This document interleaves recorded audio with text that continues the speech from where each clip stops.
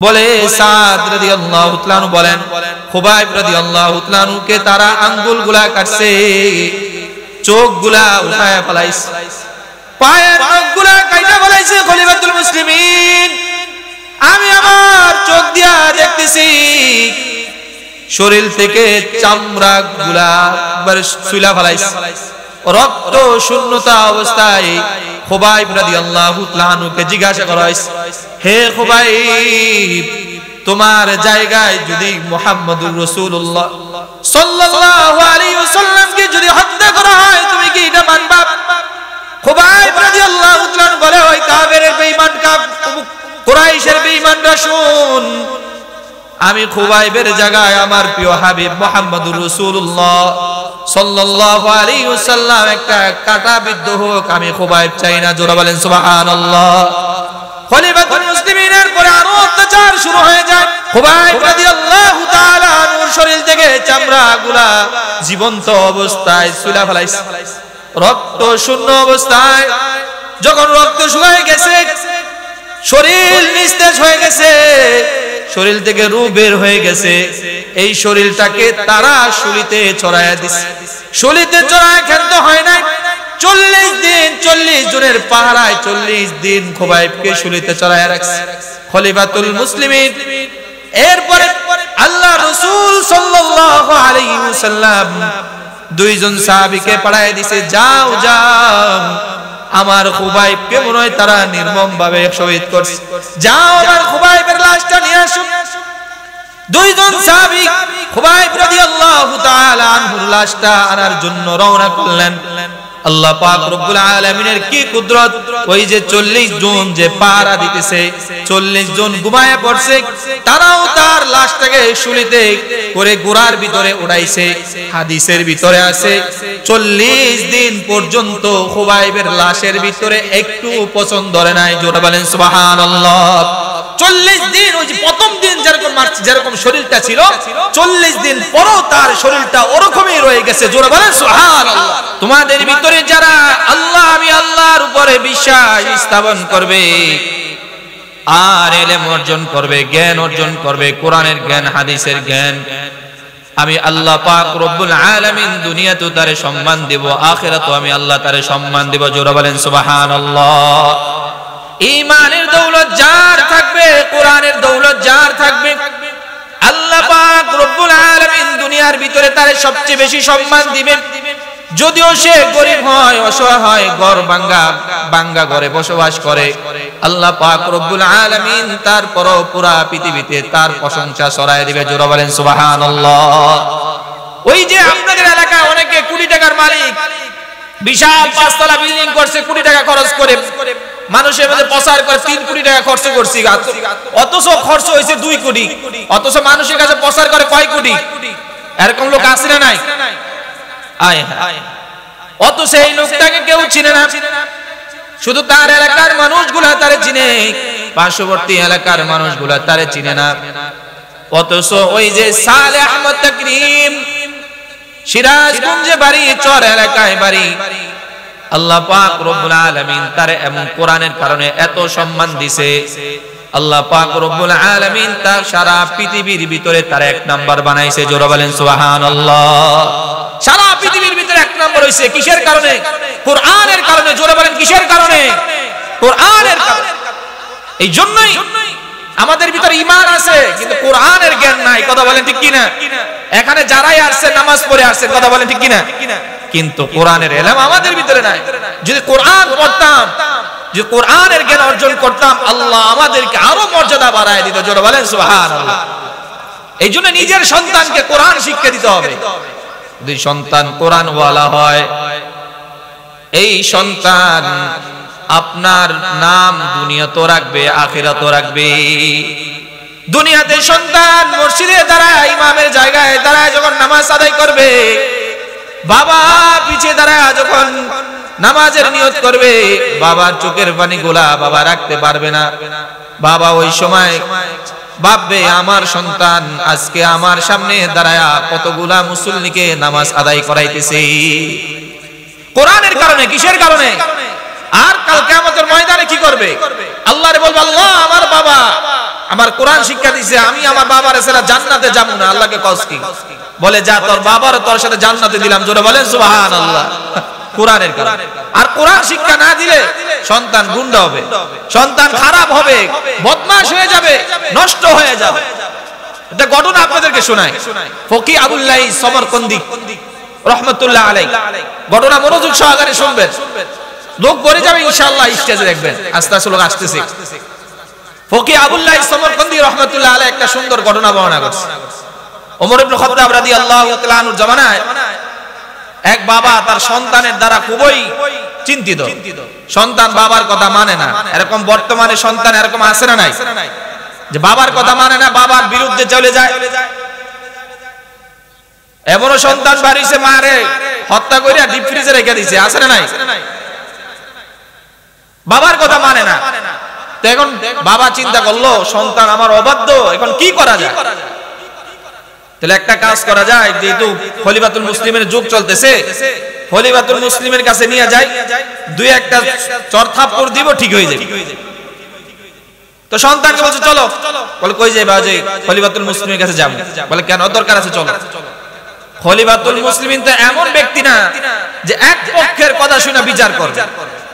সুবহানাল্লাহ বলেন। এক পক্ষের কথা শুনে যে বিচার করবে খলিফাতুল মুসলিমিন এরকম লোকই না। উভয় পক্ষের কথা শুনে যেটা সঠিক সেটাই সিদ্ধান্ত দেয়। আর আমাদের সমাজে এক পক্ষের কথা শুনে কিছু টাকা খাইয়া ফয়সালা দেয়, এরকম বিচারক আছে না নাই? জোরে বলে আছে না নাই? কাল কিয়ামতের ময়দানে এই বিচারকগুলারে আল্লাহ পাক রব্বুল আলামিন জাহান্নামে দিয়ে দিব। কোথায় দিব? এই মার পিতার সন্তানকে নিয়ে ওমর ইবনুল খাত্তাব রাদিয়াল্লাহু তাআলা আনহুর কাছে চলে গেলেন। ওমর ইবনুল খাত্তাব রাদিয়াল্লাহু তাআলা আনহুর কাছে গিয়ে বলতেছেন, খলিফাতুল মুসলিমিন, আমার সন্তান আমার বড় অবাধ্য, আমার কথা শুনে না, আমার কথা মানে না।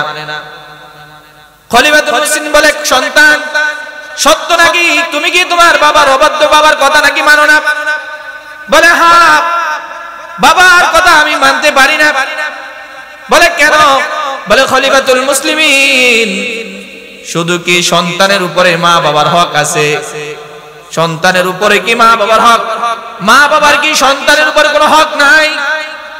বলে হ্যাঁ আছে।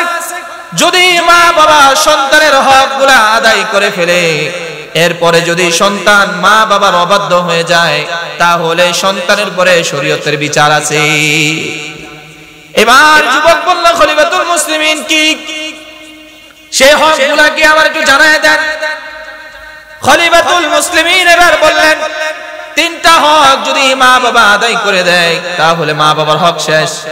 এক নাম্বার হলো আইয়াস্তানজিবা উম্মাহু, ভালো একটা মা উপহার দিতে হবে। ভালো একটা মা যদি উপহার দেয়, ভালো মা ভালো একটা সন্তান উপহার দিবে। জোরে বলেন সুবহানাল্লাহ। ভালো মা লাগবে।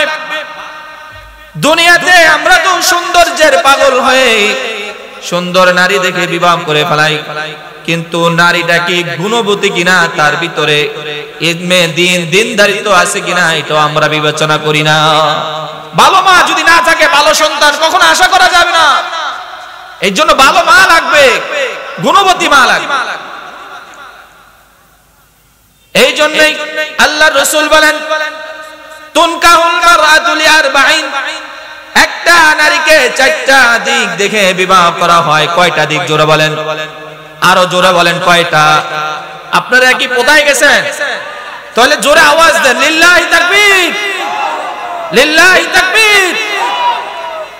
আপনাদের বালুয়াকান্দি এলাকার মানুষ তো সাহসী মানুষ, আমি জানি, খুব শক্তিশালী মানুষ। তাহলে আপনাদের আওয়াজ তো আরো উঁচু হওয়া দরকার। আওয়াজ করবেন তো ইনশাআল্লাহ। তাহলে একটা মেয়েকে চারটা কারণে বিবাহ করা হয়। কয়টা কারণে? মানে চারটা কারণ পাইলে, এক একটা কারণ পাই, এক একজন এক একটা বিবাহ করে। এক নাম্বার কি? লিজামালিহা, মেয়েটা সুন্দর কিনা, সুন্দর দেখলে বিবাহ করে। দ্বিতীয় নাম্বার হলো হাসবিহা, বংশ কেমন, বংশ ভালো কিনা, ডাকাতি বংশ কিনা, সন্ত্রাসী বংশ কিনা। যদি সন্ত্রাসী বংশের হয়, শক্তি প্রয়োগ করার জন্য বিবাহ করে, এমন আছে না নাই? যে এই বংশে বিবাহ করলে আমার লাঠি বাড়বে, আমার শক্তি বাড়বে, এলাকায় প্রভাব খাটাইতে পারবে, এরকম আছে না? আবার কেউ দিনদার বংশ দেখা বিবাহ করে, এই বংশে বিবাহ করলে আমার সন্তানগুলো দিনদার হবে, আছে না? নাই। এই দ্বিতীয় কারণ। তৃতীয় নাম্বার কারণ হলো মালিহা, দেখে মেয়েটার মাল আছে কিনা, সম্পদ আছে কিনা। যদি মেয়েটার বাবার টাকা থাকে তখন এই মেয়েটাকে বিবাহ করার জন্য একটা পুরুষ উদ্বুদ্ধ হয়।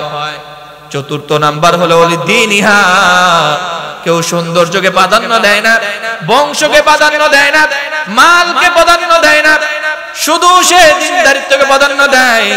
আল্লাহ রাসূল বলেন ফাসবার বিজাতিদ দ্বীন, দ্বীনদারিত্বকে প্রাধান্য দিবা। যদি দ্বীনদার মহিলা বিবাহ করতে পারো, আল্লাহ পাক রব্বুল আলামিন তোমারে দুনিয়াতেও লাভবান করবে, আখিরাতেও লাভবান করবে। জোরে বলেন সুবহানাল্লাহ। এই জন্যই রূপবতী মেয়ে বিবাহ করা নারীর দিকে তাকাইলে চক্ষু জোড়ায়, আর গুণবতী মেয়ের দিকে, স্ত্রীর দিকে তাকাইলে মন জোড়ায়, মন জোড়ায়। যদি আপনি সংসার জীবনে সুখী হতে চান, সংসারকে যদি শান্তির ঠিকানা বানাতে চান, রূপবতী মেয়েকে বিবাহের পরিবর্তে গুণবতী মেয়েকে বিবাহ করেন। আল্লাহ পাক রব্বুল আলামিন আপনার পরিবারটাকে, আপনার সংসারটাকে জান্নাতি পরিবার বানাবে। জোরে বলেন সুবহানাল্লাহ। এই জন্য আল্লাহ রাসূল বলে মা যাচাই করো, মা যাচাই করো। একটা হাদিসের গল্প শোনায় আপনাদেরকে। এক মহিলা সাহাবীর স্বামী জিহাদে যাবে, মহিলা গর্ভবতী, মহিলার গর্ভে সন্তান। দেখেন আগের জামানার মেয়েরা, আগের জামানার স্ত্রীরা কেমন ছিল আর বর্তমান জামানার স্ত্রীরা কেমন, এই ঘটনা শুনলে বুঝতে পারবেন। মহিলা সাহাবী, তার স্বামী জিহাদে চলে গেছে, পেটে সন্তান। যাওয়ার সময় স্ত্রী বলে, স্বামী আমার আপনি যান, চিন্তা করার কোনো কারণ নাই। আল্লাহ পাক রব্বুল আলামিন আমাকে হেফাজত করবে, আমাকে তার রহমতের চাদর দ্বারা বেষ্টন করবে। জোরে বলেন সুবহানাল্লাহ। স্বামী জিহাদে চলে গেছেন।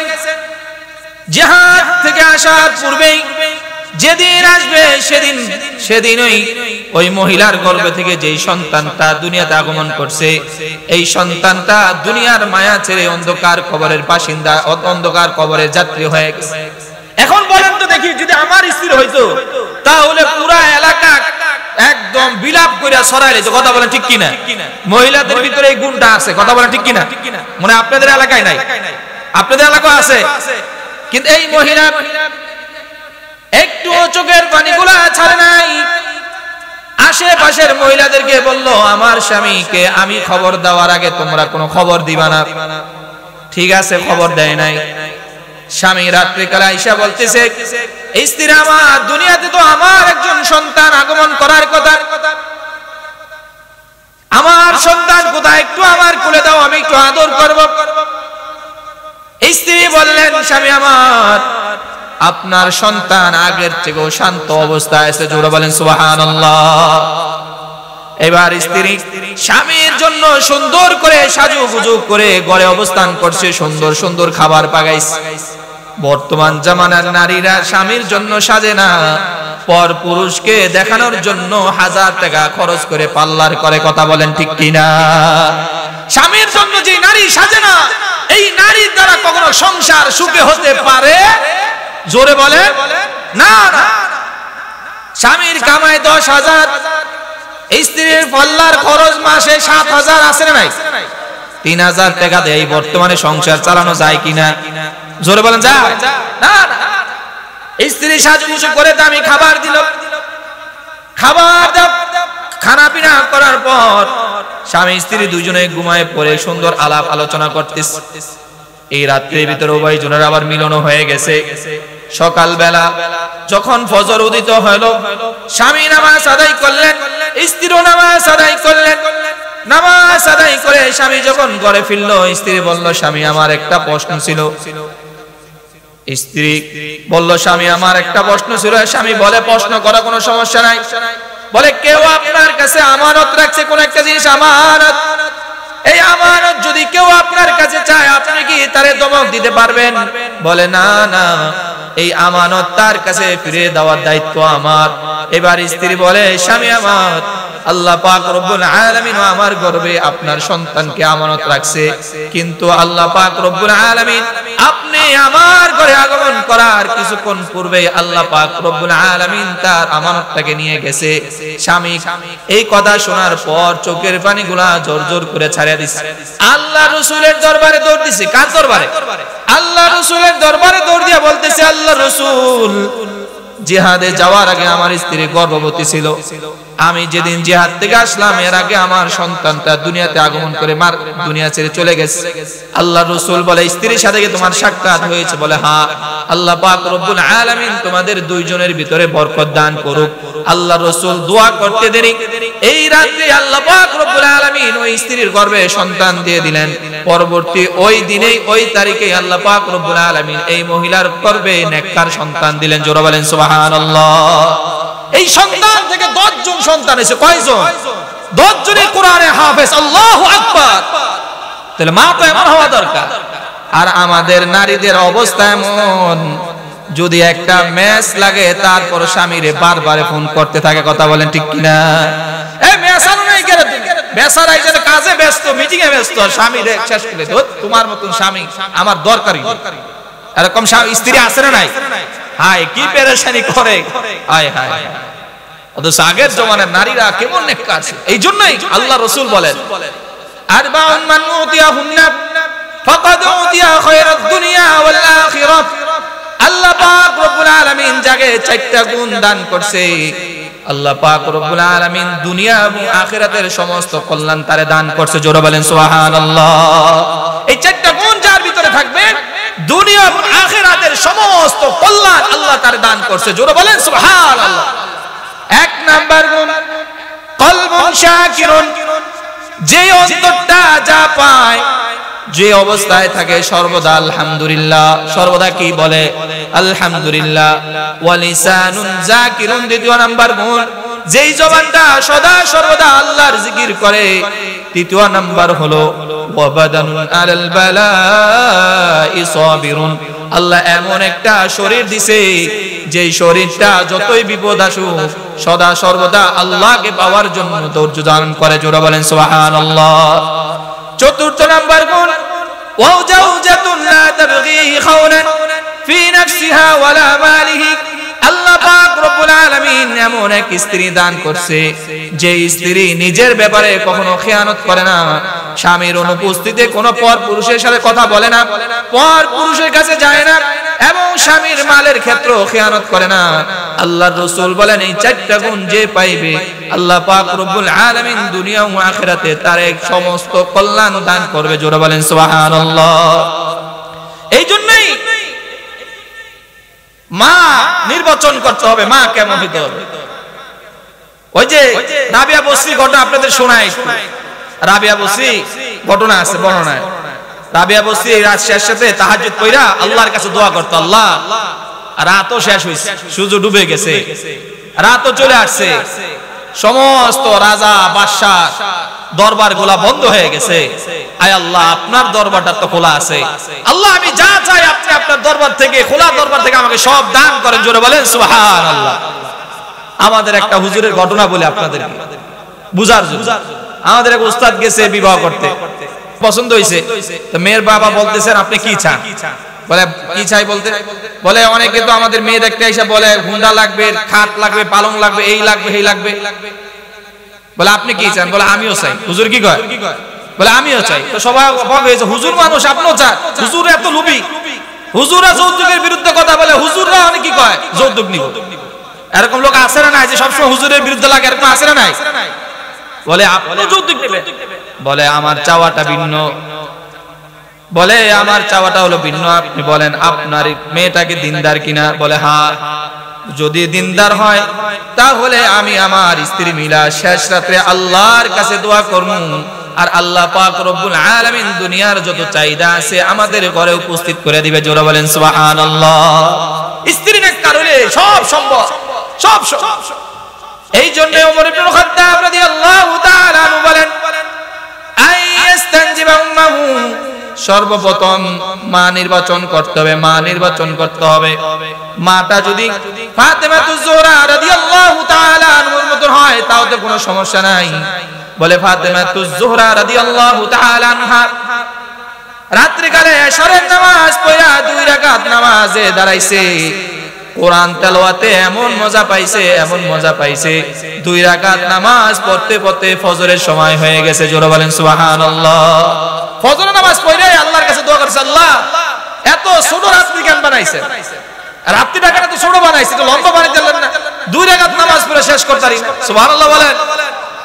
আর আমাদের নারীরা কি এখন কোরআন তেলাওয়াত করে নাকি? জোরে বলেন করে না? না, আহা, আগের আমাদের এই বর্তমানে এখন শহরগুলা এলাকাগুলা মনে হয় যে একটা কবরস্থান। কথা বলেন ঠিক কিনা? গভীর রজনীতে আপনি যখন এলাকায় চলবেন তখন এলাকাটা কি মনে হবে? কবরস্থান মনে হবে না? আর আগের জমানার শহরগুলা ছিল জীবিত। শহরগুলার মানুষগুলা কেউ বসে, কেউ শুয়ে, কেউ দাঁড়িয়ে, কেউ নামাজে, কেউ এমনিতেই উচ্চ আওয়াজে মৃদু আওয়াজে কোরআন তেলাওয়াত করত। সারা শহরটা গভীর রজনীতে মনে হতো জীবিত। আর আমাদের শহরগুলো এখন কি কবরস্থান? মনে হয় কবরস্থান, সব কবরস্থান হয়ে গেছে, কোনো আওয়াজ নাই। আহা, এই জন্য ওমর ইবনে খাত্তাব বলে আইয়াস্তানজিবা উম্মাহু, ভালো একজন মা লাগবে। দ্বিতীয় নাম্বার হলো আইয়ুহসিনা ইসমাহু, বলে ভালো একটা সুন্দর একটা নাম রাখতে হবে। সুন্দর একটা কি রাখতে হবে? নাম রাখতে হবে। আমরা নাম সুন্দর রাখতে পারি না। দ্বিতীয় নাম্বার হলো ওয়াইউআল্লিমুল কুরআন, সন্তানকে কোরআন শিক্ষা দিতে হবে। এবার ওমর ইবনুল খাত্তাব রাদিয়াল্লাহু তাআলা আনহুর সামনে যুবক বলতেছেন, খলিফাতুল মুসলিমিন, আমার মা বাবা 3টা হকের কোন একটা হক আদায় করে নাই। বলে কি? বলে আমার বাবা সিন্ধুর একটা বাদী দাসী মহিলাকে বিবাহ করছে। দ্বিতীয় নাম্বার হলো আমার নাম রাখছে হাফল। হাফল অর্থ হলো সেনাবাহিনীর দল, পানি যেখানে জমে। হাফল শব্দটা যেখানে পানি জমে। তৃতীয় নাম্বার হলো আমার কোরআন শিক্ষা দেয় নাই। এবার ওমর ইবনে খাত্তাব রাদিয়াল্লাহু তাআলা লাঠি নিয়ে বাবারে গেছে মারতে। বেটা কত বড় সাহস, সন্তানের হক আদায় না করে সন্তান থেকে হক আদায় করতে আসছো না? এত বড় তোমার দুঃসাহস, যাও আগে সন্তানের হক আদায় করো, তাহলে সন্তান তোমার হক আদায় করবে। জোরে বলেন সুবহানাল্লাহ। এই জন্য 3টা হক আগে আদায় করো। আমরা কি 3টা হক আদায় করছি? 3টা হক আদায় করি নাই। ওই আল্লিমুল কুরআন, কোরআন শিক্ষা দিতে হবে। কোরআন শিক্ষা দিলেই সন্তান নেককার হবে, পরেজগার হবে, সন্তান আমলওয়ালা হবে। কোরআন যার ভিতরে ঢুকবে, কোরআন যে শিখবে, সে কখনো দুর্নীতিবাজ হবে না, কখনো টেন্ডারবাজ হবে না, কখনো অন্যায় ভাবে কারো উপর জুলুম করবে না। কথা বলেন ঠিক কিনা? আর যার কোরআনের ইলম না থাকবে, কোরআনের আলো না থাকবে, সেই লোকটা হাজারো ভালো হলো সৎভাবে সে সমাজে চলতে পারবে না। ওই যে একটা ঘটনা শোনাই, আল্লাহ রাসূল সাল্লাল্লাহু আলাইহি ওয়াসাল্লামের সাহাবী সাদ ইবনে আমির আল-জুমাহি রাদিয়াল্লাহু তাআলা আন, সুওয়ারুম মিন হায়াতি সাহাবার ভিতরে আব্দুর রহমান রাফাত আল বাশা সুন্দর করে তার ঘটনাটা উল্লেখ করছে। কত চমৎকার ঘটনা। সাদ ইবনে আমির আল-জুমাহি রাদিয়াল্লাহু তাআলা আন এত বড় একজন পরেজগার, এত বড় একজন আল্লাহওয়ালা সাহাবী ছিলেন। যখন এরা তো কোরআন শিখার আগে সবচেয়ে বড় নিকৃষ্ট জাতি ছিল। কি ছিল? জোরে বলেন। বলে আরবদের ভিতরে, আরবরা এই আল্লাহর রাসূল দুনিয়াতে আগমন করার আগে সবচেয়ে নিকৃষ্ট, সবচেয়ে জাহিলি মূর্খ জাতি ছিল। বলে কেসরা, কাইসার, এরা আরবদের সাথে যুদ্ধ করতে না, মিলতেও চাইতো না। বলে জানে এই আরবরা মূর্খ, এরা অন্ধকার, এদের তো শিক্ষা দীক্ষা নাই। আল্লাহ রাসূলের সোহবতে সাহাবীরা এক একজন পুরা পৃথিবীতে নাম করছে। জোরে বলেন সুবহানাল্লাহ। আল্লাহ রাসূল কোরআনের ইলম ঢুকায় দিয়েছে, কোরআনে আলো ঢুকায় দিয়েছে। আলো পাইয়া এক একজন বড় বড় আল্লাহওয়ালা পরেজগার হয়ে গেছে। জোরে বলেন সুবহানাল্লাহ। এই ঘটনা শুনলে আপনি বুঝতে পারবেন যে আগের জামানার মানুষ কেমন ছিল। কোরআনের ইলম ঢুকার কারণে, আলো ঢুকার কারণে তারা কি পরিমাণ পরিবর্তন আসছে। সাদ ইবনে আমির আল-জুমাহি রাদিয়াল্লাহু তাআলা আন বড় পরেজগার, বড় পরেজগার সাহাবী ছিলেন, আল্লাহওয়ালা সাহাবী ছিলেন। আল্লাহ রাসূল সাল্লাল্লাহু আলাইহি ওয়াসাল্লামের কাছে খয়বার যুদ্ধের সময় তিনি ইসলাম ধর্ম গ্রহণ করেছেন। আল্লাহ রাসূল সাল্লাল্লাহু আলাইহি ওয়াসাল্লাম যখন দুনিয়া থেকে বিদায় নিয়ে ইন্তেকাল করলেন, খলিফাতুল মুসলিমিন আবু বকর সিদ্দিক রাদিয়াল্লাহু তাআলা আনহু খেলাফত আমলে উনি দুনিয়াতে ছিলেন।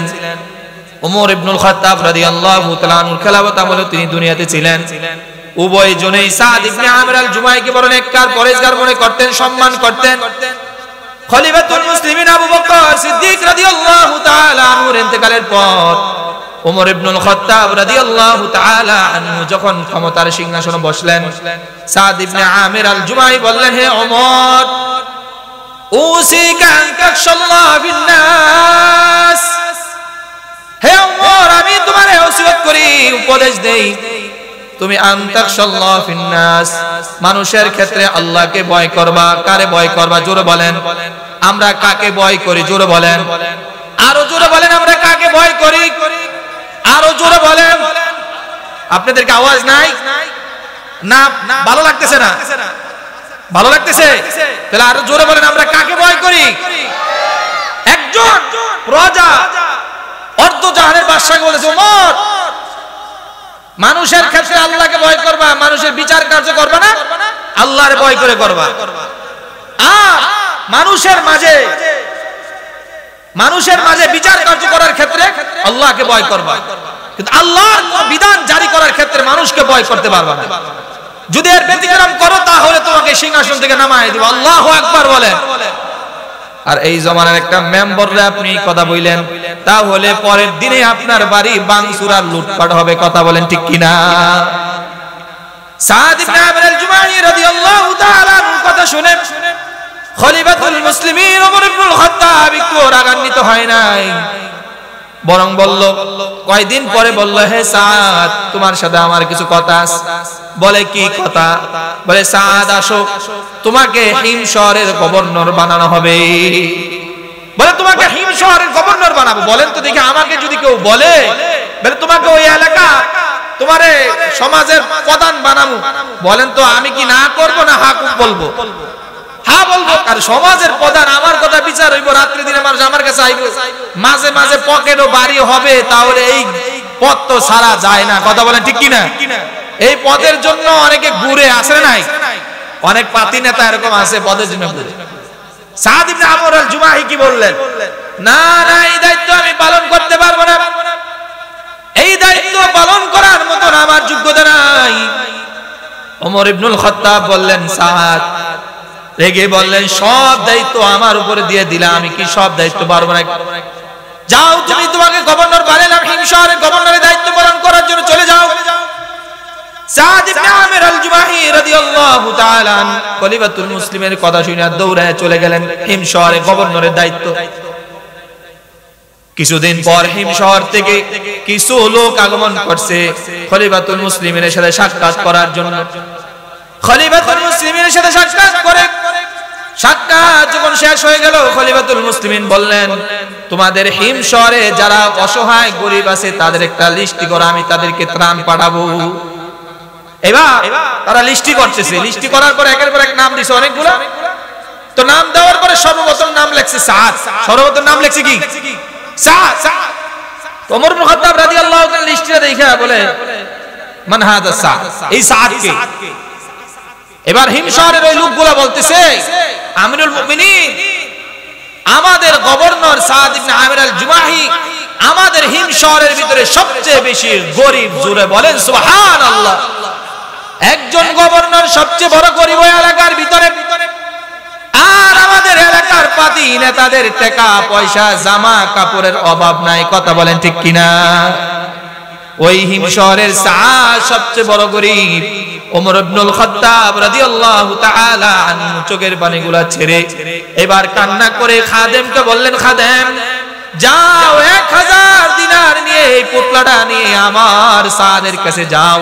সাদের কাছে গিয়ে বলবা, খলিফাতুল মুসলিমিন ওমরের পক্ষ থেকে তোমার 1000 দিনার হাদিয়া দেওয়া হলো। খাদেম দৌড়ে সাদ ইবনে আমির আল জুমাহির কাছে চলে গেল। সাদ ইবনে আমির আল জুমাহির কাছে যাওয়ার পরে যখন পুতলাটা দিল, ব্যাগটা যখন দিছে, থলিটা যখন দিছে, সাদ রাদিয়াল্লাহু তাআলা বলতেছেন, এটা কি? বলে, ওমর ইবনে খাত্তাব, খলিফাতুল মুসলিমিন ওমর ইবনে খাত্তাবের পক্ষ থেকে আপনার হাদিয়া, আপনার প্রয়োজন পূরণার্থে আপনাকে 1000 দিনার দেওয়া হয়েছে। বলেন তো দেখি, যদি আমাকে কোন নেতা বা এলাকার কোন প্রধান বা চেয়ারম্যান যদি আমার হাদিয়া দেয়, এই হাদিয়ার ছবি বিভিন্ন বাজারে ফেস্টুন আকারে লাগায় দেয়, কথা বলেন ঠিক কিনা? কি পরিমাণ খুশিটা হয়। আপনাদের এলাকায় এরকম নেতা আছে না নাই? আয় হায়, এই দেখেন সাদ ইবনে আমির আল জুমাহি রাদিয়াল্লাহু তাআলা একটু খুশি হয় নাই, এই হাদিয়াটা পেয়ে জোরে বললেন ইন্না লিল্লাহি ওয়া ইন্না ইলাইহি রাজিউন। ভিতর থেকে বিবি বলল, হে সাদ তোমার আবার কি হলো? আমার আমিরুল মুমিনিন বলে আর খলিফাতুল মুসলিমিন কি মারা গেছে? সাদ বলে না না, বাল আযম মিন যালিক, এর চেয়ে মারাত্মক ঘটনা ঘটছে। স্ত্রী বলে আউসিবাল মুসলিমিনা ফি ওয়াকাতিন, মুসলমান থেকে কোন দুর্ঘটনার সম্মুখীন হয়েছে? সাদ রাদিয়াল্লাহু তাআলা বলে না, বাল আযম মিন যালিক, বলে এর থেকে মারাত্মক ঘটনা ঘটছে। বলে কি ঘটনা? বলে আমার ঘরের ভিতরে দুনিয়া ঢুকছে আমার আখিরাতকে ধ্বংস করার জন্য। আল্লাহু আকবার, আরো জোরে বলেন আল্লাহু আকবার। বলে আমার ঘরের ভিতরে দুনিয়া ঢুকছে আমার আখিরাতকে বরবাদ করার জন্য। বলে কি? বলে খলিফাতুল মুসলিমিন আমার কাছে কিছু হাদিয়া পাঠাইছে, এই দুনিয়া যদি আমার কাছে থাকে তাহলে তো আমার আখিরাত বরবাদ, সব বরবাদ হয়ে যাবে। আমার আখিরাত আর আখিরাত থাকবে না, আমার আখিরাত চিরদিনের জন্য বরবাদ হয়ে যাবে। এবার স্ত্রীর ভিতরে কি বলে জানেন? আমাদের স্ত্রী হলে কি করতে? ধরে এটা কোনো চিন্তার ব্যাপার, টাকা দাও, টাকা দাও, দেখো এই টাকা দিয়ে কি করি, তোমার কোনো কাজ আছে কোনো? তুমি তো সংসার সম্পর্কে জানো না, সংসারে কত কিছু লাগে, বলেন ঠিক কিনা? আমার স্ত্রী যদি হইতো তাহলে আমার বলতো আপনি তো ইমামতি আর মাদ্রাসা লেখা, আপনার তো সংসার লেগে কোনো খোঁজ খবর নাই, এই টাকা আমাকে দেন, ঘরের ভিতরে কত কিছু লাগবে, এক মুহূর্তে মহিলা শেষ করে নেবে, কথা বলেন ঠিক কিনা? সাদ ইবনে আমির আল জুমাহি রাদিয়াল্লাহু আনহু স্ত্রী কেমন নেককার ছিলেন, আল্লাহু আকবার, জোরে বলেন আল্লাহু আকবার। আল্লাহ, সাদ ইবনে আমির আল জুমাহি রাদিয়াল্লাহু তাআলা আনহুর স্ত্রী বলতেছেন, সাদ আমি কি তোমারে সহযোগিতা করতে পারি এই ব্যাপারে? বলে হ্যাঁ হ্যাঁ, তুমি যদি আমারে এই ব্যাপারে সহযোগিতা করো আমার বড় উপকার হয়। বলে তোমার ওই হাদিয়ার থলিটা আমার কাছে দিয়ে দাও। স্ত্রী হাদিয়ার থলিটা নিয়ে মুহূর্তের ভিতরে, কয়েক ঘন্টার ভিতরে হিমশহরের গরিব অসহায় দুরস্থ ব্যক্তির মাঝে 1000 দিনার বন্টন করে দিয়েছে। জোরে বলেন সুবহানাল্লাহ। কয় হাজার দিনার? বর্তমান জমানায় 1 কোটি টাকার উপরে মিয়া, বেশি হইব। এই যে মুরবি বলতেছে বেশি হবে, পুরা কয়েক ঘন্টার ভিতরে সন্ধ্যার আগে পুরা টাকা হিমশহরের গরিবদের বন্টন করে দিয়েছে। আর আমাদের তো ত্রাণ আসে, কি আসে? ত্রাণ আসে। আমাদের নেতারা ত্রাণ অর্ধেক রাখে, বাকি অর্ধেক ওই ফেসবুকে ছবি ছাড়ার লেগে সারে, কথা বলেন ঠিক কিনা? এরকম নেতা আছে না নাই? আরে জোরে বলেন আছে না নাই? ভয় করেন নাকি? না না, ভয় তো আল্লাহর ছাড়া কাউকে করা যাবে না। ভয় আল্লাহর ছাড়া কাউকে করা যাবে না। কি এর ভয় করবে? দুনিয়াতে মরতে হবে, হক কথা বলতে হবে, গলা উঁচু করে, কোনো ছাড় নাই। হক কথা বলবে, আল্লাহ পাক রব্বুল আলামিন দুনিয়াতে আপনার সম্মান বাড়াবে। দেখবেন যারা আপনাকে বেশি তেরা চোখে তাকায় তারাও একদিন আপনাকে দেখলে মাথা নত করে চলবে, কথা বলেন ঠিক কিনা? এই খবর খাদিমকে খলিফাতুল মুসলিমিনের কাছে দিলেন। খলিফাতুল মুসলিমিন কার কাছে আপনি এই থলে ভর্তি টাকা পাঠাইলেন? বলে কি হয়েছে? বলে টাকা দিতে দেরি, হিমশহরের গরিবদের মাঝে টাকা বন্টন করতে দেরি হয় না। ওমর ইবনে খাত্তাব বলে আমার সাদ এত পরিবর্তন হয়ে গেছে, আমার সাদ এত আল্লাহওয়ালা। বলে সাদেরকে দেখা করতে যাবো, চলো। গেছে ওমর ইবনে খাত্তাব রাদিয়াল্লাহু আনহু দলবল নিয়ে গেছে হিমশহরে। তো খলিফাতুল মুসলিমিন আসবে, এই জন্য সবাই চতুর্দিক থেকে ঘেরাও করে ফেলছে, পঙ্গপালের মতো লোক একদম জমায়েত হয়ে গেছে। সাদ রাদিয়াল্লাহু আনহু চলে আসছে। ওমর ইবনে খাত্তাব রাদিয়াল্লাহু আনহু সবার সাথে দেখা সাক্ষাৎ করলেন। কথাবার্তা বলার পরে বলতেছে, তোমাদের কি এই গভর্নরের ব্যাপারে কোনো অভিযোগ আছে? উনি তো জানেই প্রশংসা নিয়ে আসছে, আমার সাদ এত বুজুর্গ আল্লাহওয়ালা।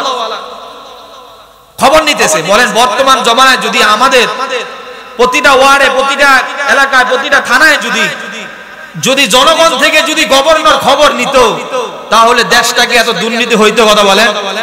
ওই যে আওয়ামী লীগ না ভাই, যে কোনো ক্ষমতায়, যে ক্ষমতা আসুক, সে যদি এরকম যাচাই বাছাই করতো, মাঝে মাঝে জনগণ থেকে খবর নিত তোমাদের এমপি কেমন, তোমাদের চেয়ারম্যানটা কেমন, তাহলে মনে করেন দেশটা কি এরকম হতো? দেশে দুর্নীতি হতো না। ওমর ইবনে খাত্তাব বলেন তোমাদের কোনো অভিযোগ আছে কিনা? বলে হ্যাঁ অভিযোগ আছে। ওমর ইবনে খাত্তাব অবাক হলেন, সাদের ব্যাপারে অভিযোগ? বলে ওই যে একজন মুরব্বি দাঁড়ায় গেছে, কি বলে আমার অভিযোগ আছে। বলে তোমার, আপনার আবার কিসের অভিযোগ?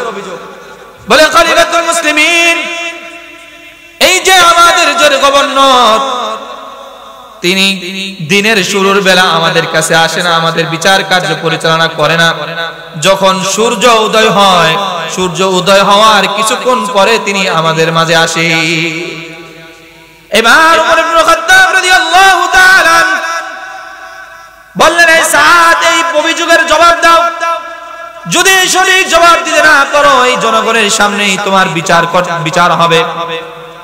সাদ ইবনে আমির আল জুমাহি রাদিয়াল্লাহু তাআলা আনহু বললেন, ও খলিফাতুল মুসলিমিন, লজ্জায় চাইছিলাম না এটা কারো কাছে বলতে, এটা চাইছিলাম আমি গোপন করতে। ও খলিফাতুল মুসলিমিন, আমি যে একটা গভর্নর, আমার কোনো খাদেম নাই, আমার কোনো সেবক নাই। আমি আমার স্ত্রী মিলে সকাল বেলা ফজরের নামাজ আদায় করে রুটির খামিরা বানাই, রুটি বানানোর পরে রুটি খেয়ে এরপরে আমি আমার বিচার কার্যে আসি। জোরে বলেন সুবহানাল্লাহ। একজন গভর্নরের কি নাই? বডিগার্ড নাই। আর আমাদের বডিগার্ডের অভাব নাই, কথা বলেন ঠিক কিনা? চতুর্দিকে বডিগার্ড। আল্লাহু আকবার। সাদ রাদিয়াল্লাহু তাআলা খাদেমই না, একজন গভর্নর। দ্বিতীয় কারে কোনো অভিযোগ আছে কিনা? মাঝখান থেকে আরেকজন দাঁড়াইছে, দাঁড়ায় বলতেছেন, খলিফাতুল মুসলিমিন, বলে আমাদের গভর্নরকে দিনের বেলা পাওয়া যায়, রাত্রি বেলা পাওয়া যায় না। বলে দিনের বেলা আমরা আমাদের গভর্নরকে পাই, রাত্রিকালে পাই না। ওমর ইবনে খাত্তাব বলে, সাদ জবাব দাও। সাদ ইবনে আমির আল জুমাহি রাদিয়াল্লাহু তাআলা বলেন, খলিফাতুল মুসলিমিন, চাইছিলাম না এই ঘটনাটা আপনারে বলতে, চাইছি আমার এবং আমার রবের মাঝে এই বিষয়টা গোপন থাকুক। যদি আজকে আমি আপনার সামনে সঠিক জবাব না দেই, তাহলে তো আজকে আমার বিচার হবে।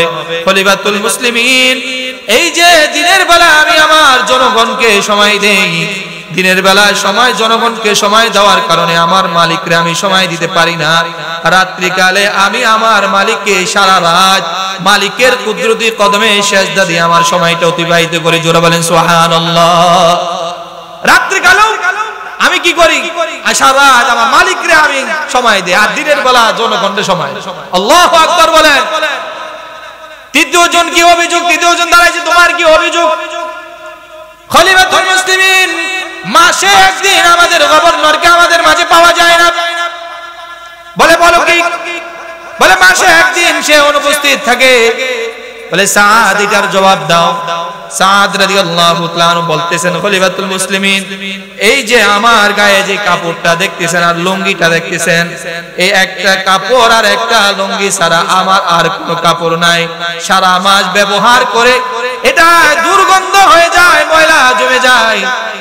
একটা মাসে আমি একটা দিন সময় নেই, এই কাপড়টা ধুত করি, লুঙ্গিটা ধুত করি, পরিষ্কার করে সূর্যের আলোতে আমি ছড়ায় দেই। যখন এই কাপড় এবং লুঙ্গি শুকিয়ে যায়, আমি একটি পরিধান করে আবার আমি জনগণের মাঝে ফিরে আসি। সুবহানাল্লাহ বলে। একজন গভর্নরের কি নাই? একটা কাপড়, একটা লুঙ্গি। আর আমাদের কাপড় চোপড়ের অভাব নাই, কথা বলেন ঠিক কিনা? হায় হায়, এই হইলো কোরআনের বরকত। কিসের বরকত? চতুর্থ নাম্বার আরেকজন বুড়া বৃদ্ধ লোক দাঁড়াইছে। ওমর খাত্তাব বলে, এত অভিযোগ কেন? চতুর্থ দাঁড়ায় বলতে, খলিফাতুল মুসলিমিন, আমার অভিযোগটা শোনেন। বলে তোমার কি অভিযোগ? বলে আমাদের গভর্নর মাঝে মাঝে বেহুশ হয়ে যায়। কি হয়ে যায়? জোরে বলেন, কি হয়ে যায়? বেহুশ হয়ে পড়ে যায়, পানি দিয়ে তারে আবার হুঁশ ফিরে আনতে হয়। সাদ রাদিয়াল্লাহু তাআলা কে এবার খলিফাতুল মুসলিমিন বললেন, সাদ, এটার জবাব দাও। সাদ রাদিয়াল্লাহু তাআলা চোখের পানিগুলা ছেড়ে এবার খলিফাতুল মুসলিমিনকে বলতেছেন, হে বালুয়া কান্দি মুসল্লিরা, একটু মনোযোগ সহকারে শুনেন। যদি শুনতে পারেন তো আল্লাহ পাক রব্বুল আলামিন আপনাদেরকে হতে পারে এই বয়ানে এমন হেদায়েত দিবে, এই হেদায়েত পেয়ে আপনি যদি আমল করেন, আল্লাহ পাক রব্বুল আলামিন এই আমলের কারণে আপনাদের জান্নাত দান করবে। জোরে বলেন সুবহানাল্লাহ। সাদ রাদিয়াল্লাহু তাআলা চোখের পানিগুলো ছেড়ে ছেড়ে বলতেছেন, খলিফাতুল মুসলিমিন, ওই যে ইসলাম গ্রহণের পূর্বে আমি ওখানে ওই সময় সাবালক হই নাই।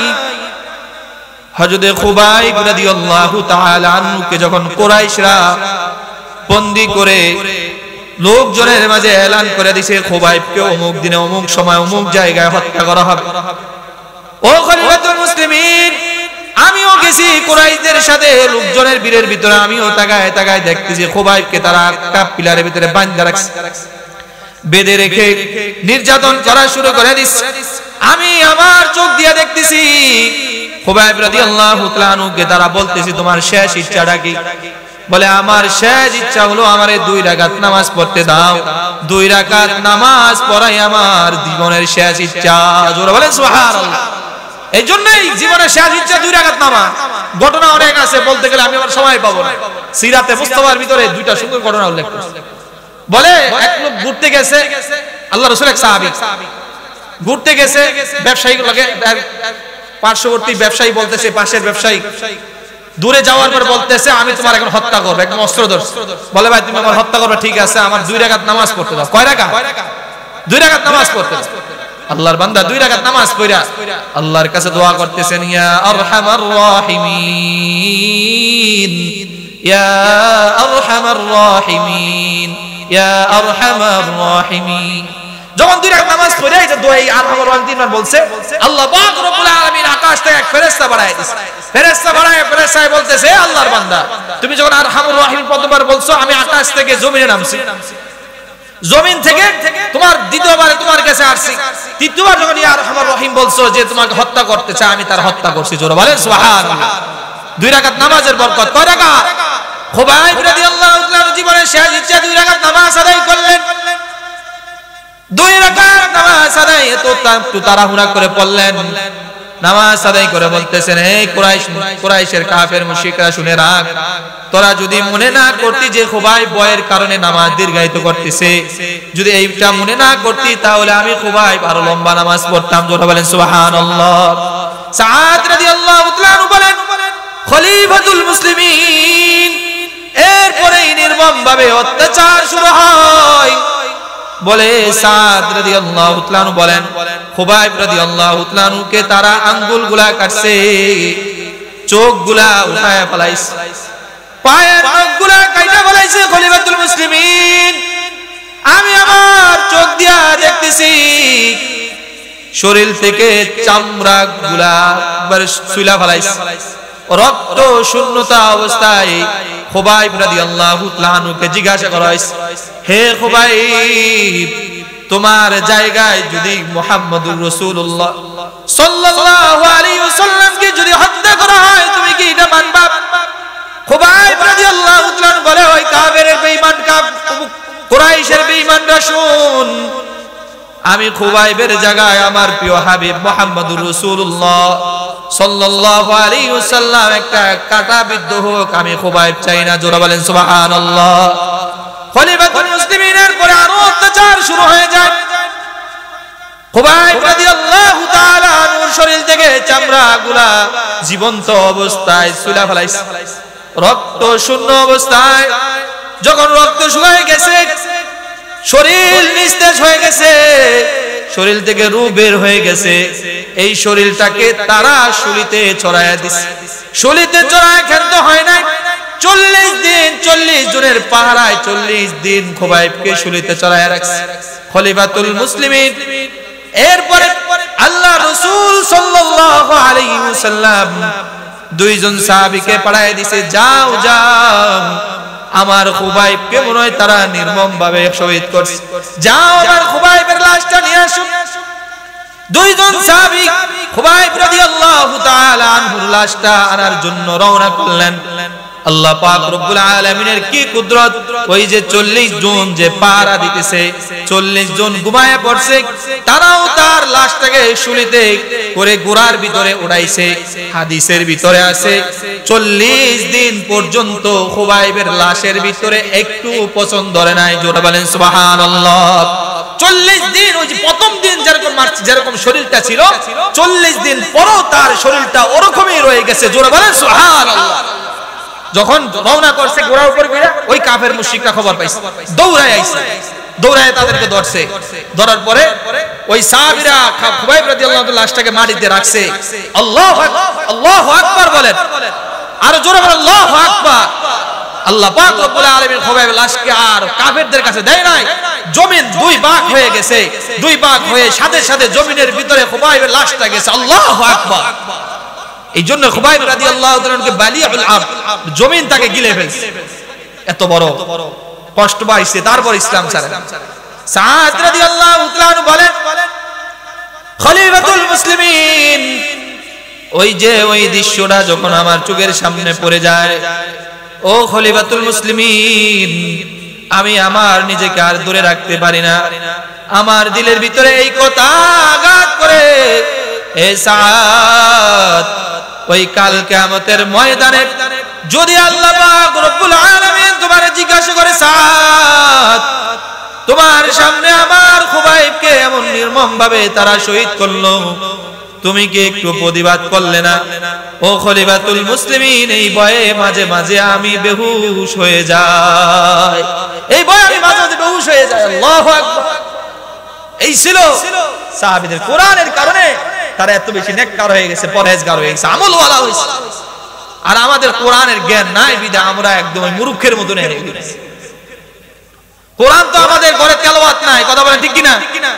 কোরআনের তেলাওয়াত আমাদের ভিতরে নাই। কোরআনের তেলাওয়াত দিন দিন আমাদের থেকে উঠে যাইতেছে, কোরআন থেকে আমরা বিচ্ছিন্ন হয়ে যাইতেছি, যার দরুন আমাদের ভিতরে সমস্ত বিপদ চলে আসতেছে। সন্তান কোরআন পড়ে না, সন্তান কোরআন তেলাওয়াত করে না, সন্তানকে আমরা কোরআন শিক্ষাও দেই। এই যে কিন্টার গার্ডেন গুলো হওয়ার পরে আমাদের সন্তানদের কোরআন উঠে গেছে, অথচ আমাদের কোনো হুঁশ নাই। অথচ আল্লাহ রাসূল বলেন, আল কোরআন হুজ্জাতুল লাকা ওয়া আলাইক, এই কোরআন তোমার পক্ষে এবং বিপক্ষে সাক্ষ্য দিবে কাল কিয়ামতের ময়দানে। এই কোরআন বলে, আল্লাহ, আমার পাঠ করনেওয়ালাকে তুমি জাহান্নামে দিতে পারবে না। সে কাল আমারে দুনিয়াতে তেলাওয়াত করছে, আপনি আমারে যতক্ষণ পর্যন্ত আমার পাঠ করনেওয়ালার জান্নাতে না দিবেন ততক্ষণ পর্যন্ত আমি সর্বনা। জোরে বলেন সুবহানাল্লাহ। পক্ষে বিপক্ষে কোরআন। এই জন্য কোরআন যে পড়ে তার মুখ থেকে সুগন্ধি আসে। জোরে বলেন সুবহানাল্লাহ। হযরত নাফি রাহমাতুল্লাহ আলাইহি, ওনার মুখ থেকে সুগন্ধি আসে। সাহাবীরা জিজ্ঞাসা করে, ওই তার ছাত্ররা জিজ্ঞাসা করতেছে, আপনার মুখ থেকে একটু সুগন্ধি আসে কেন? বলে, সুগন্ধি আসে কেন জানো? বলে, আমি তো সব সময় কোরআন তেলাওয়াত করি। একদিন রাতে আমি ঘুমিয়ে গেছি কোরআন তেলাওয়াত করতে করতে, যে আল্লাহর রাসূলকে আমি স্বপ্নে দেখছি। সুবহানাল্লাহ বলেন। আল্লাহর রাসূলের স্বপ্নে দেখা ফেলাইছি। স্বপ্ন দেখার পর দেখি আল্লাহর রাসূল কোরআন তেলাওয়াত করতেছে। আল্লাহর রাসূল কোরআন তেলাওয়াত করতেছে, আর কোরআনের তেলাওয়াতের ভাগে তার মুখের লালার গুলার ছিটা আমার মুখে আইসা পড়তেছে। বলে, এরপরে আমি ঘুম থেকে যখন উঠলাম দেখি আমার মুখ থেকে মেশক আম্বরের সুগন্ধি আসতে থাকে। জোরে বলেন সুবহানাল্লাহ। কোরআন যে পড়ে আল্লাহ পাক রব্বুল আলামিন তারে দুনিয়াতে সম্মান দেয়, তার রিজিকের কোনো কমতি হয় না। এখন তো বর্তমানে মা বাবা চিন্তা করে, এটারে মাদ্রাসায় পড়াইলে এইটা খাইবো কি, এটা বউ বেডি পালবো কেমনে, মা বাবারে পালবো কেমনে, এরকম চিন্তা আছে না নাই? ও ভাই, না না, একটা ঘটনা আপনাকে শোনাই। হযরত ইমাম ইউসুফ রাহমাতুল্লাহ আলাইহি বড় গরিবের সন্তান ছিলেন। নাবালক অবস্থায় বাবা মারা গেছে, মা কষ্ট কইরা সন্তানকে লালন পালন করছে। কোরআন পড়লে বাদশাহ থেকে বেশি সম্মান পায়। আল্লাহু আকবার বলেন। কোরআন পড়লে এত দামি। ওই যে মা ছোটকালে সন্তানকে কষ্ট করে লালন পালন করলেন, মা তাকে দুপির কাছে পাঠায় দিয়েছে কাজ শিক্ষা করার জন্য। দুপির কাছে যে কাজ শিখে যা পাস তুই আমারে খাওয়াবি। ইমাম ইউসুফ রাহমাতুল্লাহ আলাইহি দুপির কাছে না যাইয়া ইমামে আবু হানিফা রাহমাতুল্লাহ আলাইহির কাছে গিয়া কোরআন শিখতেন, ইলম শিখতেন। বলে, এটা মা জানতে পারে বলতেছে, তুমি আর যাইবা না, তুমি যদি ইলম শিখো তাহলে কামাই করবে কে, আমারে খাওয়াইবে। তো ইমাম আবু ইউসুফ রাহমাতুল্লাহ আলাইহি ইমাম আবু হানিফা বলতেছেন, হুজুর, আমার মা তো আসতে দেয় না, আমি করব কি? আমার মা তো আইতে দেয় না। বলে, তোমার মাকে আমার কাছে আসতে বলো। মা আসছে। বলে, কি আপনি কি চান? বলে, হুজুর, সে যদি আপনার কাছে পড়ে তাহলে আমারে কে দেখবে, আমার কে খাওয়াবে? বলে এটা আমি দেখবো, কিন্তু মনে রাখবা তোমার সন্তান যদি এই কোরআন শিক্ষায় শিক্ষিত হয়, এই দ্বীনে আলেম শিক্ষা গ্রহণ করে, তাহলে তোমার সন্তান পেস্তার তৈরি ফালুদা খাবে। জোরে বলেন সুবহানাল্লাহ। ওই জমানায় সবচেয়ে বেশি দামি খাবার ছিল। ইমাম আবু ইউসুফ রাহমাতুল্লাহ আলাইহি ইলম শিখতেছেন, কোরআনের ইলম, হাদিসের ইলম শিক্ষা শুরু করে দিলেন। শুরু করার অনেক দিন পর যখন বড় আলেম হয়ে গেলেন, আল্লাহ ওয়ালা হয়ে গেলেন, পরেজগার হয়ে গেলেন, বাদশাহ হারুনুর রশিদ তার দরবারের প্রধান বিচারক বানায় দিলে। জোরে বলেন সুবহানাল্লাহ। তার দরবারের প্রধান বিচারপতি, চিফ জাস্টিস বানায় দিয়েছে, প্রধান বিচারপতি বানায় দিয়েছে। তো একদিন বাদশাহ হারুন রশিদ পেস্তার তৈরি ফালুদার তৈরি, মানে পেস্তার তৈরি ফালুদা দামি একটা খাবার আইনা ওনার উভয়জনের পাশে রাখছে, বাদশার জন্য, ইমাম সাহেবের জন্য। ইমাম আবু ইউসুফ রাহমাতুল্লাহ আলাইহি খানা এটা ফালুদাটা খেয়ে বলতেছেন অনেক সুস্বাদু খাবার, মজাদার খাবার। বলে এটা কোত্থেকে আনলেন? বাদশাহ হারুন রশিদ বলতেছে, ইমাম সাহেব এটা অনেক দামি খাবার, মাসে একবার আমার জন্য তৈরি করা হয়। বাদশার জন্য মাসে কয়বার? একবার। বলে আজকে থেকে প্রতিদিন আপনার জন্য এই পেস্তার তৈরি ফালুদা প্রতিদিন আপনার জন্য তৈরি করা হবে। জোরে বলেন সুবহানাল্লাহ। ইমাম আবু ইউসুফ রাহমাতুল্লাহ আলাইহি ওই যে ছোটবেলা ইমামে আবু হানিফা রাহমাতুল্লাহ আলাইহি যে সন্তানের ব্যাপারে মাকে বলছে, তোমার সন্তান যদি দ্বীনে ইলম শিক্ষা করে তাহলে তোমার সন্তান পেস্তার তৈরি ফালুদা খাবে। ইমাম আবু ইউসুফ রাহমাতুল্লাহ আলাইহি চোখের পানিগুলো ছেড়ে জোর জোর করে কেঁদে বলেন, আল্লাহ, আজকে যদি মা বেঁচে থাকতেন তাহলে আমার অবস্থা দেখে মা অবশ্যই খুশি হতেন। বলে প্রধান বিচারপতি হয়ে গেছে, তার কথা পুরো বিচার বিভাগ চলে। ইলমের কারণে। কিসের কারণে? ইলমের কারণে। এই জন্যই এই যে রওজাতুল কোরআন বালক বালিকা মাদ্রাসা, এখানে আপনার সন্তানকে কোরআন শিক্ষা। দুনিয়াতে যত আলেম আছে, হুজুররা আছে, হুজুররা কখনো না খাইয়া মরছে, মানে খায় নাই, না খেয়ে মরছে, এরকম ইতিহাস আপনারা শুনছেন? আরে জোরে বলেন। দুনিয়াতে নেতা না খাইয়া মরছে, কথা বলেন ঠিক কিনা? নেতা না খাইয়া মরছে, নেতা জেলে গেছে, দামি খাবার আর পায় না, না খাইয়া খাইয়া মরে গেছে। জুলফিকার নকশবন্দি দামাত বরকাতুন আলিয়া তার একটা কিতাবে ঘটনা উল্লেখ করছেন। কি ঘটনা জানেন? বলে অনেক মেল ফ্যাক্টরির মালিক, কোটি মিলিয়ন বিলিয়ন টাকার মালিক। বলে সে পত্রিকায় নিউজ দিছে, যদি দুনিয়ার কোন ডাক্তার আমার একটা রুটি খাওয়াইতে পারে তাহলে আমি তারে কোটি কোটি টাকা উপহার দিব। বলে সে একটা রুটিও খাওয়ার মতো তার কি আছে? শক্তি আছে। কথা বুঝে আসছে? টাকা দেয়া কি হবে? কোরআন শিখতো তাহলে রুটি না, মনে করে একটা মুরগি আস্তা খাইতে পারতো। কথা বলে ঠিক কিনা? এই জন্য কোরআনকে আমরা আঁকড়ে দিই। যদি কোরআনকে আঁকড়ে দিই, আমাদের মসজিদ গুলাতে এখন মক্তব শূন্য হয়ে যেতেছে। আপনার সন্তানকে কোরআন শিক্ষা, কোরআন যদি সন্তান পড়ে, হাদিসের ভিতরে আছে সহিহ হাদিস, এক আল্লাহর বান্দা কবরস্থান, কবরে তার খালি মর্যাদা বাড়তেই আছে, বাড়তেই আছে। সুবহানাল্লাহ বলেন। তো আল্লাহর বান্দা বলতেছেন, হে ফেরেশতা, আমার সাথে তো এরা জান্নাতে থাকে, তাদের মর্যাদা বাড়ে না, কিন্তু আমার মর্যাদা কেন এত দিন দিন বাড়তেছে? ফেরেশতা বলে, আল্লাহর বান্দা, তুমি কি জানো না, ওই যে দুনিয়াতে তুমি একটা নেককার সন্তান, কোরআন পড়নেওয়ালা একজন সন্তান রেখে আসছো, ওই সন্তান তোমার জন্য প্রতি নামাজের পরে তোমার জন্য আল্লাহর কাছে মাফ চায়।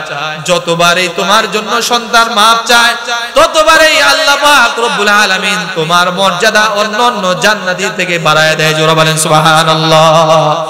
এই জন্য কোরআন শিক্ষা করতে হবে, করাইতে হবে সন্তানকে। যদি তুমি দুনিয়াতে মর্যাদা পেতে চাও, আখিরাতে যদি জান্নাত পেতে চাও, তাহলে সন্তানকে কোরআন শিক্ষা দিতে হবে। কোরআন ওয়ালার চেয়ে দুনিয়াতে বড় কোনো ইঞ্জিনিয়ার দুনিয়াতে নাই। কোরআন ওয়ালার চেয়ে দুনিয়াতে বড় ইঞ্জিনিয়ার আর কেউ নাই। বলে দুনিয়ার ইঞ্জিনিয়ার আগে নকশা আঁকে, এরপরে কি করে? বিল্ডিং তোলে। কি তোলে? আর কোরআন ওয়ালা কাল কিয়ামতের ময়দানে আল্লাহ পাক রব্বুল আলামিন কোরআন ওয়ালাকে বলবে, ওয়ারাত্তিল কামা তুরাত্তিল কোরআন তারতিলা। বলে কোরআন তেলাওয়াত করো, আর একটা তালা তুমি অতিক্রম করে। জোরে বলে সুবহানাল্লাহ। কোরআন তেলাওয়াত করবে আর একটা বিল্ডিং, একটা তালা তৈরি হয়ে যাবে। এরপরে কোরআন ওয়ালার চেয়ে সবচেয়ে বড় বিচারক, সবচেয়ে বড় জজ আর কেউ হবে না। দুনিয়ার জজরা আর কি বিচার করে? সমস্ত ফাইল পত্র দেখে অনেক দিন পরে গিয়ে বিচার কি করে? কার্যকরী করে। আর কাল কিয়ামতের ময়দানে কোরআনওয়ালা, কোরআন পড়নেওয়ালা আল্লাহরে বলবে, রে আল্লাহ, এই যে আমার মা, আমার বাবা, আমার এলাকার এই চাচা আমারে কোরআন শিক্ষা করার জন্য আমারে সহযোগিতা করছে, আমারে আদর করছে, মাথায় হাত বুলাইয়া দিছে, ও আল্লাহ, এদেরকে আমি জান্নাতে নেওয়া ব্যতীত আমি জান্নাতে প্রবেশ করব না। আল্লাহ বলবে, রে যাই কাল কোরআনওয়ালা, হাফেজ কোরআন, এ কোরআন পড়নেওয়ালা, তুই বলবি আর আমি তারে তোমার পিতামাতা আত্মীয় স্বজনদের জান্নাত দিব না, এটা হতেই পারে না। তোমার যতজন মনে চায় তুমি সবাইকে জান্নাতে নিয়ে যাও। জোরে বলেন সুবহানাল্লাহ।